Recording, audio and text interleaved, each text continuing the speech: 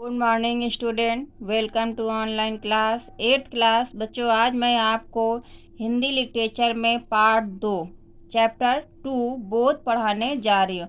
बोध मीन्स होता है ज्ञान। प्रस्तुत पाठ के जो लेखक है बच्चों, ये है आपके मुंशी प्रेमचंद जी, जिन्होंने इस कहानी के विषय में, बोध कहानी के विषय में बताया है।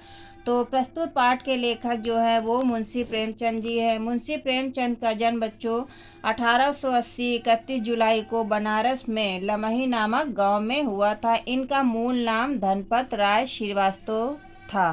ठीक है। उसके बाद इनके पिता का नाम बेटा क्या था? अजायब राय था।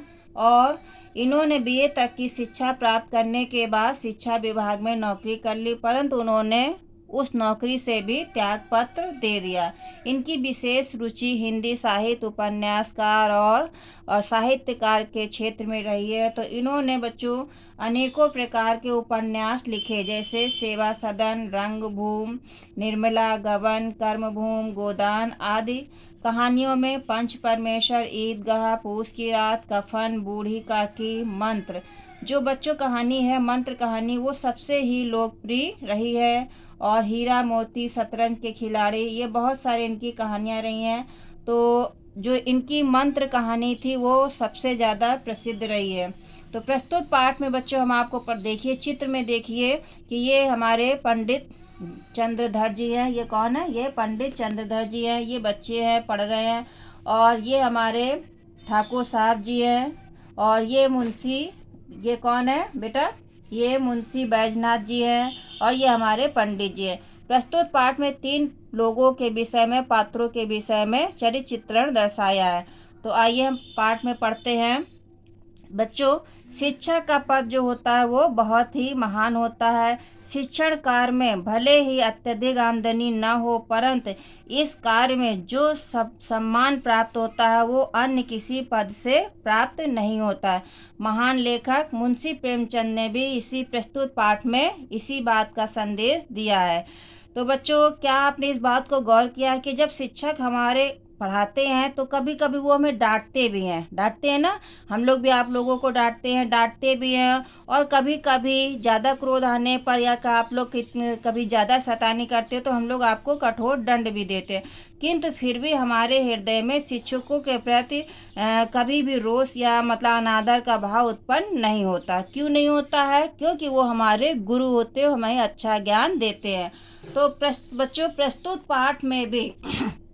पाठ में भी 3 लोगों के चरित्र के विषय में दर्शाया है। प्रस्तुत पाठ में सिर्फ 3 लोगों के विषय में आकर्षक बिंदु है, जिसमें से एक तो है हमारे मुंशी बैजनाथ जी, दूसरे हैं ठाकुर अतिबल सिंह, तीसरे हैं कौन है? पंडित चंद्रधर जी। जो हमारे मुंशी बैजनाथ जी और ठाकुर अतिबल सिंह हैं, ये बहुत ही रिश्वतखोर और भ्रष्ट व्यक्ति हैं। मतलब भ्रष्ट व्यक्ति हैं, रिश्वतखोर व्यक्ति हैं। पंडित जी बहुत ही सरल स्वभाव के व्यक्ति हैं। तो आइए हम पाठ में पढ़ते हैं। पंडित चंद्रधर एक स्कूल में अध्यापक थे। वे सदा पछताया करते थे कि कहाँ से इस जंजाल, जंजाल मीन्स बेटा होता है मुसीबत, जंजाल में या मुसीबत में आप फंसे। यदि किसी अन्य विभाग में नौकर होते तो अब तक हाथ में 4 पैसे होते, आराम से जीवन व्यतीत होता मतलब समय मेरा कट जाता है। यहाँ तो महीने भर प्रतीक्षा मीन्स होता है इंतजार। क्या होता है? प्रतीक्षा मीन्स इंतजार।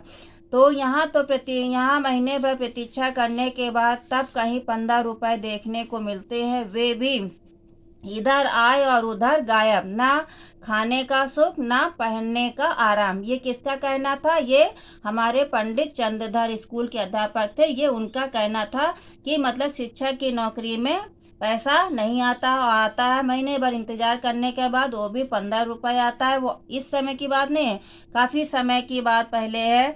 तो 15 रुपए मिलते थे और इधर आए और उधर गए। ठीक उसी के पंडित जी के ठीक घर के सामने 2 महाशय मतलब व्यक्ति रहते थे पड़ोस में। एक थे ठाकुर अतिबल सिंह, जो थाने में हेड कांस्टेबल थे, और दूसरे मुंशी बैजनाथ, जो कचहरी में आय व्यय का मतलब होता है आमदनी का खर्च का हिसाब रखने का कार्य करते थे। दोनों आदमियों का वेतन पंडित जी से अधिक न था, तब भी उनकी जिंदगी में चैन और सुखमय थी। शाम को ऑफिस से आते बच्चों को पैसे और मिठाइयाँ देते। दोनों आदमियों के पास टहलवे थे। टहलवे मीन्स होता है बेटा नौकर चाकर सेवक। इनके पास दोनों लोगों के पास, दोनों लोग कौन, वो मुंशी बैजनाथ और ठाकुर के पास दोनों नौकर चाकर से संपन्न थे।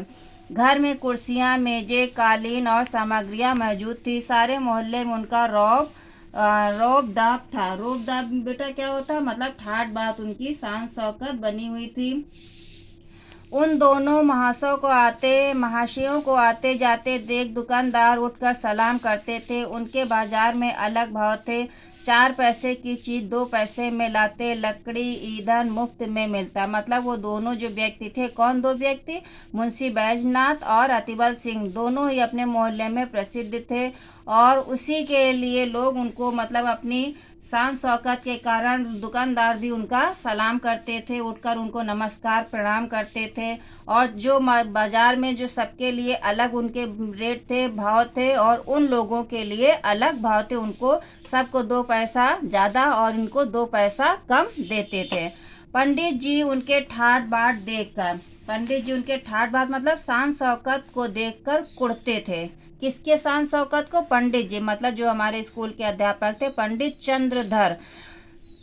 चंद्रधर उनके ठाट बाट मतलब शान शौकत को देखकर कुढ़ते थे, मतलब कुढ़ते थे, मतलब दुखी हो जाते थे और अपने भाग्य को कोसते थे, मतलब अपने भाग्य को दोष देते थे। उन्हें साधारण पहाड़ों का भी ज्ञान न था। इस पर भी ईश्वर ने उन्हें संपन्नता दे रखी थी, किंतु पंडित जी पर बड़ी कृपा रखते थे। कौन किस पर कृपा रखता था, जो अतिबल और मुंशी बैजनाथ थे, वो पंडित जी पर बड़ी कृपा रखते थे। क्यों कृपा रखते थे, क्योंकि वो उनके बच्चों को पढ़ाते थे। उनके घर कभी आटा, कभी दूध, कभी थोड़ी सी सब्जियां भेज देते थे। इसके बदले में पंडित जी को ठाकुर साहब के 2 मुंशी जी के और 3 लड़कों की निगरानी करनी पड़ती थी। भाई ऐसे तो कोई फ्री में क्यों किसी को कुछ देगा नहीं। तो जब वो मुंशी बैजनाथ और अतिबल सिंह उनको सब्जी, आटा, दाल, तरकारियां, दूध ये सब देते थे, उसके बदले में ठाकुर साहब के 2 और मुंशी जी के 3 लड़कों को उनको पढ़ाना पड़ता था। ठाकुर साहब कहते, पंडित जी ये लड़के हर घड़ी खेला करते हैं, जरा इनकी खबर लेते रहिए। कौन कहता, ठाकुर साहब चंद्रधर से कहते थे कि पंडित जी ये लड़के बहुत खेला करते हैं, जरा इन पर खबर लेते रहिए। मुंशी जी भी कहते, ये लड़के आवारा हुए जाते हैं, जरा इनका ख्याल रखें। मतलब दोनों ही अपने बच्चों की जिम्मेदारी पंडित जी पर दे दी।